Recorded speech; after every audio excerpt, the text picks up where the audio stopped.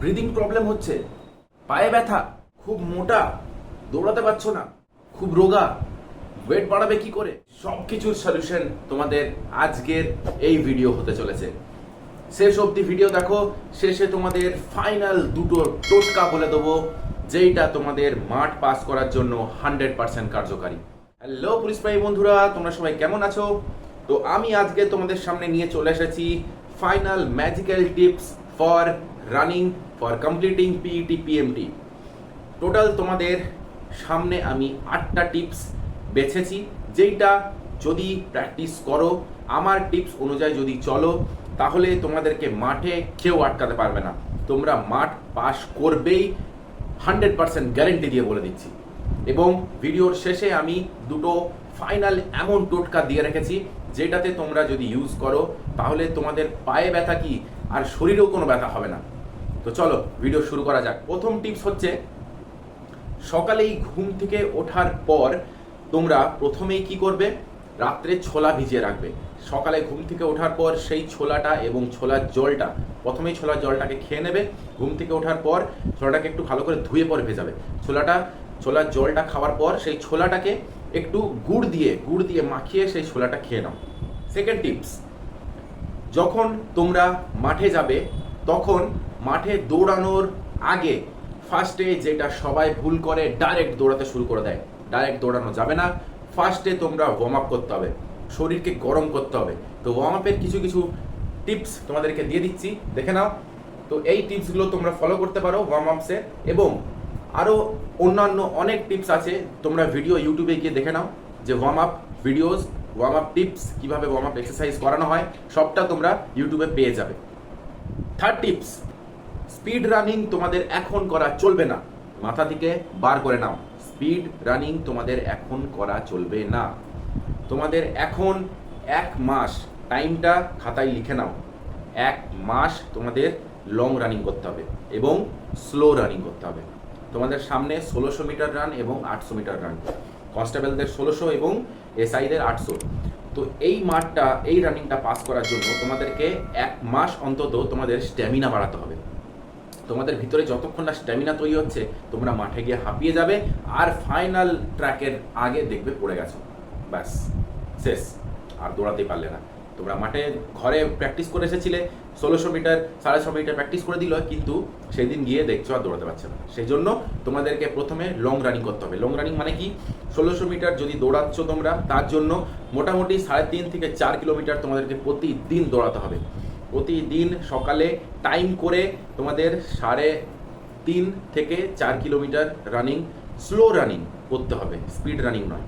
প্রথমে তোমাদের এনার্জি, নিচের ভিতরে স্ট্যামিনাটা বাড়াতে হবে, ঠিক আছে? 1 মাস স্লো রানিং। ফোর্থ টিপ, আফটার রানিং এক্সারসাইজ।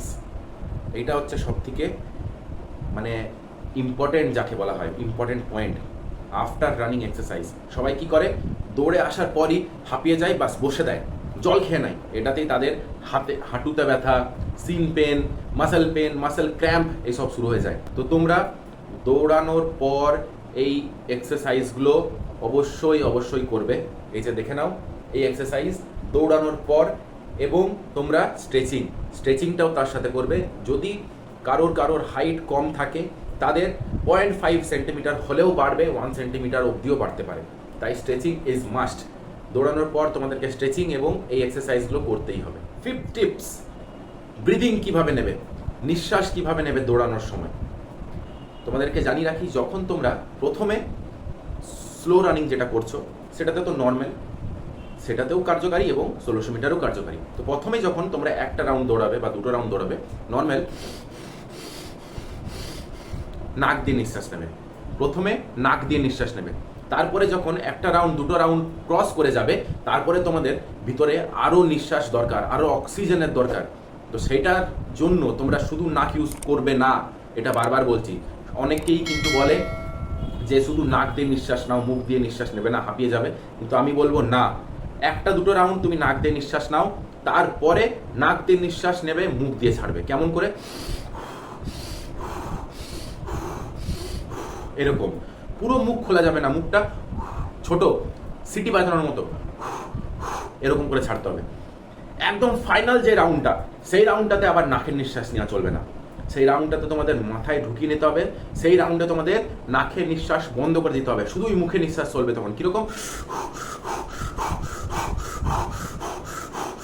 এরকম এরকম নিঃশ্বাস করবে, একদম দীর্ঘ নিঃশ্বাস চলতে থাকবে। কারণ তোমাদের বডি তখন একদম রেডি, পুরো একদম গরম। যত অক্সিজেনের দরকার তখন তোমাদের সেই মুহূর্তে পুরো অক্সিজেনের দরকার। সেই জন্য ফাইনাল রাউন্ডে তোমরা পুরোপুরি মুখে নিঃশ্বাসটা নেবে। এবং প্রথম দিকে তোমরা বেশি হাত হেলাবে না। সবাই কিন্তু এটা বলে যে হাত হিলিয়ে দৌড়াও। এই যে হাত যে হিলাবে, এই হাতটা হেলানো বন্ধ করো ভাই।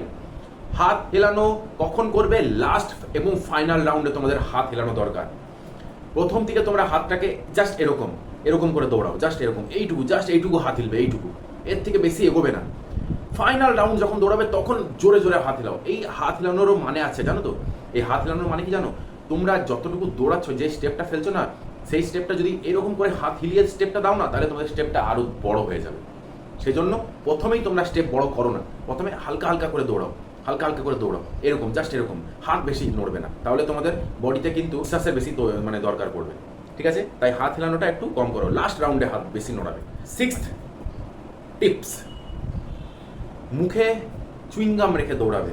যখনই দৌড়াবে মুখে একটা চুইংগাম রেখে নেবে, তাহলে দেখবে তোমাদের দৌড়ানোটা একটু বেড়ে গেছে, তোমাদের স্ট্যামিনাটা একটু বেড়ে যাবে। এই 1 মাস যেটা দৌড়াবে না, সেটাকে মুখে চুইংগাম রেখে দৌড়াও, দেখবে অনেক কার্যকারী পাবে। ঠিক আছে? এটা নাম্বার 7 টিপস, শু পরে দৌড়াবে। অবশ্যই অবশ্যই শু পরে দৌড়ানোর প্র্যাকটিসটা করো। কেউ খালি পায়ে দৌড়াবে না, কারণ যেদিন ফাইনাল রানিং তোমাদের থাকবে, তোমরা যদি খালি পায়ে দৌড়াও, তোমাদের এই যে এত গরম, এই গরমে যদি তোমাদের মাঠ হয়, তোমাদের পায়ের নিচে যে ছালটা হয় না, এই ছালটা পুরো এইখান দিয়ে উঠে চলে আসবে। আমাদের মাঠ যখন পড়েছিল তখন আমাদের ছেলেগুলো যখন দৌড়িয়েছে না, দৌড়ানোর পর এই যে ছালটা না, পায়ের নিচে ছাল নেই। ওকে প্রায় 1 মাস 1.5 মাস মানে ঘরে শুয়ে থাকতে ছিল ব্যান্ডেজ বেঁধে। ওর এখনো জয়েনিং হয়নি। তো তোমাদের জয়েনিং প্রবলেম হয়ে যাবে ভাই, মেডিকেলের সমস্যা হয়ে যাবে। তাই কোনোদিনও খালি পায়ে দৌড়িয়ে যে মাঠটা শুধু পাস করে নি, একদম করবে না, একদম করবে না ভাই। শু পরে দৌড়া প্রথম থেকে প্র্যাকটিস করো, ফাইনাল দিনেও তোমরা পাস করবে। ঠিক আছে? প্রথম থেকে অভ্যাসটা তৈরি করো নিজের মধ্যে। 8 নম্বর টিপস, সব থেকে ফাইনাল টিপস, যেটা 8 নম্বর টিপস। এরপর তোমাদের যখন স্লো রানিং হয়ে যাচ্ছে, 1 মাস ধরে স্লো রানিং হয়ে গেল, এরপর তোমরা কি করবে? টাইমিং দেখে রান করো, শুরু করো। টাইমিং দেখে ঘড়ি একটা হাতে করে নাও, বা কাউকে সাইডে মোবাইল রেখে ধরিয়ে দাঁড় করিয়ে দাও, তাকে বলো যে টাইমটা দেখতে। 1 মাস স্লো রানিং করার পরই তোমরা কিন্তু টাইমিং দেখে রান করবে। বার বলছি, প্রথম থেকে স্পিড রানিং করবে না। ঠিক আছে? অনেকেও বলছিল যে দাদা হাইট বাড়ানোর জন্য কি করব? তো হাইট বাড়ানোর জন্য অনেক এক্সারসাইজ রয়েছে, সেগুলো ইউটিউবে দেখে নাও। আমি 1-2টো বলে দিচ্ছি তোমাদের। এই যে এরকম দুটো হাত এরকম জাস্ট উপরে করে পুরো স্ট্রেচ করবে জোরে, আর দুটো পাকে উপরে তুলবে, এরকম দুটো পা উপরে তুলে দুটো হাত একদম যত স্ট্রেচ করতে পারবে উপরে স্ট্রেচ করে সামনের দিকে এগোবে। 5 কদম সামনের দিকে এগোবে, 5 কদম পিছন দিকে যাবে। এরকম করে 3 থেকে 5 সেট করো। ঠিক আছে? এইটা একটা। আর একটা এই যে এরকম এরকম, এইটা যত করতে পারবে এইটা তত ভালো। তোমাদের বডির যে লম্বাটা, ওইটা গ্রোটা বাড়বে। এবং চিন আপ মারো। চিন আপ, একটা রড বা একটা কাঠ, বাঁশ কোথাও একটা বেঁধে, গাছের ইয়েতে বেঁধে চিন আপ মারা শুরু করো। টান ভাবে পাগুলো নিচের দিকে ঝুলিয়ে রাখো, তোমাদের একটু না একটু হলেও হাইট বাড়বে। তো লাস্ট এবং ফাইনাল যে দুটো টোটকা তোমাদেরকে বলবো বলেছিলাম, সেটারই শুধু বাকি। জেনে নাও সেই লাস্ট দুটো টোটকা কি। প্রথম, যখন তোমরা মাঠে যাচ্ছ, মাঠে যাওয়ার সময় তোমরা একটা চকলেট খেয়ে নেবে। চকলেট, যে কোনো একটা চকলেট খেলেই হবে, ডার্ক চকলেট বা নেসলে চকলেট, ক্যাডবেরি, যে কোনো একটা চকলেট খেয়ে নাও 10 টাকা কিনে। তোমাদের স্ট্যামিনাটা তো তৈরি হবে। স্ট্যামিনা কোনোদিনও হাঁপাবে না চকলেট খেলে। ঠিক আছে? সেকেন্ড টিপস, রাত্রে ঘুমোতে যাওয়ার আগে সর্ষের তেল দিয়ে জোরে জোরে পায়ে মালিশ করবে। প্রতিদিন এটা করবে, প্রতিদিন সর্ষের তেল লাগিয়ে জোরে জোরে মালিশ করবে। রাত্রে ঘুমোতে যাওয়ার সময় ফুল প্যান্ট পরে অবশ্যই ঘুমোবে, হাফ প্যান্ট পরে কেউ শোবে না, সে যতই গরম লাগুক, ফুল প্যান্ট পরে শোবে।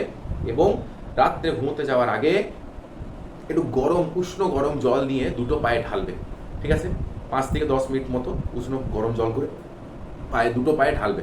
পায়ের যত ব্যথা যন্ত্রণা সব দূর হয়ে যাবে। এবং রাত্রে ঘুমোতে যাওয়ার আগে 2 পোয়া রসুন মুখে চিবিয়ে জল দিয়ে গিলে খেয়ে নেবে। ঠিক আছে? তোমার শরীরের সব ব্যথা দূর হয়ে যাবে, সব ক্লান্তি দূর হয়ে যাবে। এটা তোমাকে অভ্যেসটা করতেই হবে। অনেক কেউ হয়তো রসুন খাওয়া পছন্দ করে না, কিন্তু তোমাদেরকে করতেই হবে। এটা প্র্যাকটিস করো। রসুন খাওয়াটা খুব দরকার, তোমাদের শরীরের জন্যও দরকার, তোমাদের পায়ের জন্যও দরকার। ঠিক ঠিক আছে, রসুন খাওয়াটা স্টার্ট করো। আর ডায়েট কী কী থাকছে তোমাদের? নর্মাল কাজু, কিশমিশ, বাদাম, ঠিক আছে, খেজুর, তারপরে তোমার ওই ছোলা, এইসবই তোমাদের মেন ডায়েটসে থাকছে। যতটা পারবে তোমরা ফাস্ট ফুডসকে একটু ইগনোর করো এই কদিন, যত পারবে শাকসবজি খাওয়া শুরু করো। এবং যাদের ওয়েট বেশি আছে তাদের জন্য আমি বলবো এই যে রানিংটা যেটা করছো 3.5-4 কিলোমিটার, সেটাকে একটু বাড়ানোর চেষ্টা করো। অটোমেটিক তোমাদের ওয়েট কমে যাবে, আলাদা করে কোনো খাওয়া টাওয়া কমাতে হবে না। পারলে একটু ভাত খাওয়া বা আলু খাওয়াটা কমাও, বাকি তোমাদের যেমন ওয়েট আছে সেই ওয়েটটা আস্তে আস্তে রানিং করার সাথে সাথেই কমে যাবে। চাপ কেউ নেবে না, ভয় কেউ করবে না। যাদের ওয়েট খুবই কম তারা একটু আলু এবং এই ক্যাডবেরি জাতীয় জিনিস এবং প্রোটিন জাতীয় জিনিস একটু বেশি খাওয়া শুরু করো। এই কাজু, কিশমিশ, দুধ, কলা, ঠিক আছে, তারপরে কি বললাম, ছোলা, খেজুর, এগুলোকে একসাথে মিক্সিতে পেস্ট গ্রাইন্ড করে তারপরে ওই জুসটা বা ওই শেকটা করে খাওয়ার চেষ্টা করো। সবাই এটা পারবে না, কারণ অনেক কেউ মেসে থেকে পড়াশোনা করে, এই কষ্টটা বুঝি। তো নর্মাল তোমরা এই ডার্ক চকলেট বা কাজু, কিশমিশ এই জিনিসগুলো খাও, ডেইলি খাও, তোমরা ওয়েট বাড়াবেই, মানে ওয়েট তোমাদের বেড়ে যাবে, চিন্তা করো না। তো ঠিক আছে, এটাই ছিল তোমাদের টিপস ফর পিএটি পিএমটি। আশা করি তোমাদের সকলেই এই টিপসগুলো কার্যকারী হবে। তোমরা এই টিপসগুলো ফলো করো, সকলেই পাস করবে পিএটি পিএমটিতে, কেউ বাদ যাবে না, এটা আমার প্রমিস। তোমরা যদি ঠিকঠাকভাবে আমার টিপস অনুযায়ী ফলো করো, আমার টিপস অনুযায়ী চলো, কেউ তোমাদেরকে পিএটি পিএমটিতে আটকাতে পারবে না। তো চলো, আজকের ভিডিও এই অবধি। তো যদি চ্যানেলকে ভালো লাগে চ্যানেলকে সাবস্ক্রাইব করে দাও, তোমাদের বন্ধুদের মাঝে শেয়ার করে দাও এই ভিডিও, তাদেরও যেন এই ভিডিও হেল্পফুল হয়।